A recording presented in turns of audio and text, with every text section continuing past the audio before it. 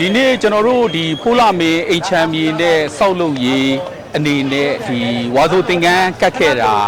အထမအကြိမ်၈ကြိမ်မြောက်ပါဒီနေ့ကတော့အဲ့ဒီ၈ကြိမ်မြောက်ဝါဆိုသင်္ကန်းကတ်ခြင်းနဲ့ကျွန်တော်ရဲ့ဒီမွေးနေ့အလှကိုပူးတွဲပြီးတော့ကြာကျင်းပခဲ့ခြင်းပဲဖြစ်ပါတယ်ဟလာရာသီပတ်လုံးပေါ့လေဒီစီးပွားရေးလုပ်ငန်းကိုင်ငန်းထဲမှာပဲကျွန်တော်တို့နစ်မြုပ်နေတာပေါ့လေ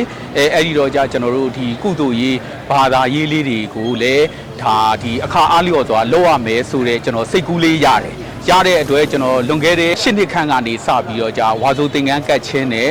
ကျွန်တော်ဒီကထိန်သင်္ကန်းကတ်ခြင်းကိုကျွန်တော်နှစ်စဉ်နှစ်တိုင်းပြုလုပ်လာခဲ့တာပါခင်ဗျာအဓိကရည်ရွယ်ချက်ကတော့ဒီအလုပ်လဲလုပ်မယ်စီးပွားလဲရှာမယ်ကုသိုလ်ရေးဘာသာရေးလဲတွဲဖက်ပြီးတော့ကြာတတ်နိုင်တာလေးကိုပူပေါင်းဆောင်ရွက်မယ်ဆိုတဲ့ရည်ရွယ်ချက်နဲ့ကျွန်တော်ဆောင်ရွက်ခဲ့ခြင်းပဲဖြစ်ပါတယ်နေ့ဒီကျွန်တော်တို့ဖိုလာမင်းမြန်မာကုမ္ပဏီလီမိတက်ရဲ့အထမအကြိမ်မြောက်ဝါဆိုသင်္ကန်းကတ်ခြင်းနဲ့ကျွန်တော်ဥဝနာဆိုရဲ့မွေးနေ့အလှမင်္ဂလာအခမ်းအနားကိုတက်ရောက်ချီးမြှင့်ပေးကြတယ်ဒီကျွန်တော်တို့အိမ်ချမ်းမြေအသင်းဝင်တွေရောအိမ်ချမ်းမြေအကျိုးဆောင်တွေရောဒီနယ်ပယ်အသီးသီးကဂုံတီရှိလူကြီးမင်းများကောနောက်ပြီး9ရက်သားသမီးအားလုံးကိုကျွန်တော်ဒီနေရာကနေကျွန်တော်ရဲ့အလှလေးဒါနမြောက်အောင်ပူပေါင်းပါဝင်ပြီးတဲ့အတွက်ကျွန်တော်အနေနဲ့ဒီကျေးဇူးအထူးတင်ရှိပါကြောင်းနဲ့ကျွန်တော်ဒီတာဓု၃ကြိမ်ခေါ်ဆိုပါကြောင်းကျွန်တော်ဒီနေရာကနေပြောကြားလိုပါတယ်ခင်ဗျာဒီကနေ့ကျွန်တော်သားကိုနာဆိုးရဲ့မွေးနေ့မင်္ဂလာအိမ်မှာအားလုံးတက်ရောက်ကြတဲ့ဒုဖော်ကန်ဘက်တီတာကျင်တစားတွေဆွေမျိုးမေးသင်္ကားတွေလို့တိုးတဲ့စားတခွက်တဲ့စားပြီးတစည်းပွားတဲ့ရှားနေကြတဲ့ပုဂ္ဂိုလ်အသီးသီးကိုအင်မတန်မှကျေးဇူးတင်ပါတယ်လို့ဒီနေရာလေးကပြောချင်ပါတယ်ကျွန်တော်တို့အိမ်ဆိုင်မြေဖိုးလာမင်းကြီးဟာဖိုးလာမင်းဆိုတာကောင်းကင်မှာသားတာဗျကောင်းကင်ကအလင်းအောင်ရတဲ့လူတိုင်းဟာစိတ်ချမ်းသာစွာနဲ့ဖိုးလာမင်းကိုယုံယုံကြည်ကြည်နဲ့ဆက်သွယ်ကြမယ်ဆိုရင်တော့စားဝတ်နေရေး၃မျိုးရှိတဲ့အထက်မှာစားတာကလည်းကျွန်တော်တို့ဖြစ်သလိုစားရင်ရပါတယ်ဝတ်တာကလည်းဖြစ်သလိုဝတ်ရင်ရပါတယ်နေရေးရတော့ဖြင့်ဖြစ်သလိုနေလို့မရပါဘူးအဲ့နေဖို့ထိုင်ဖို့အတွက်ကျွန်တော်တို့အိမ်ဆိုင်မြေနဲ့ဓာတ်ရိုက်ပတ်သက်နေတဲ့အတွက်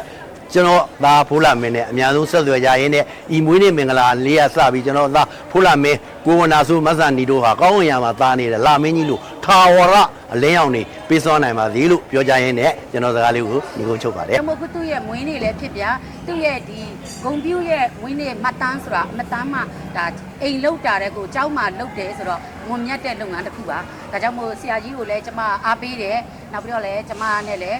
ပေါ့နော်တည်နေတဲ့သူတယောက်လည်းဖြစ်တဲ့ပြင်ဆရာကြီးကမှတ်တမ်းမှ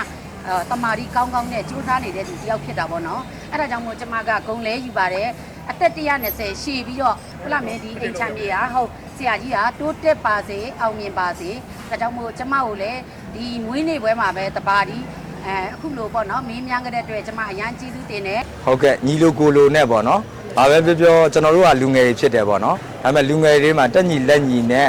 လှုပ်ဆောင်နေတဲ့အချိန်မှာဖိုးလာမင်းအင်ချမ်းမြေပေါ့နော်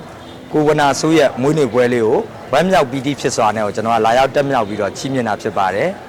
ဟုတ်ကဲ့ဒီနေ့မှာဒီထက်မကယခုလိုနှစ်တိုင်းမှာပေါ့နော်အသက်ရှိနေသေးတယ်ဒီလိုဝါဆိုသင်္ကန်းကတ်တဲ့ပုံစံလေးတွေနဲ့တပည့်သားသမီးတွေပေါ်လာတဲ့အပရိသတ်ပေါ်ပေါ့နော်အင်ချမ်းမြေမှာဆိုရင်လည်းကျွန်တော်တို့ကမြန်မာနိုင်ငံထဲမှာတမိုးတဲ့နေတဲ့လူတွေပေါ့နော်တရေတဲ့တောက်တာဖြစ်တဲ့အတွက်ဘယ်အဖွဲ့ရဲ့ညာအဖွဲ့ရဲ့မခွဲခြားပဲနဲ့ကိုရှိမှရှိတဲ့ဥစ္စာကိုစီစီလုံးလုံးနဲ့ဖိတ်ကြားတဲ့အတွက်ကောပေါ့နော်ပြီးရင်နောက်ကျညီကုံမောင်နှမတွေဝမ်းစာရေးအတွက်နဲ့တူတူတမွေးဝမ်းကြောင်းပြုတ်နေရတဲ့အချိန်မှာလဲ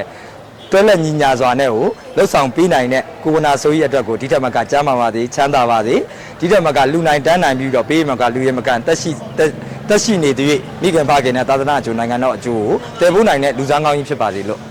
ဆုမွန်ကောင်းတောင်းအပ်ပါတယ်ဗျ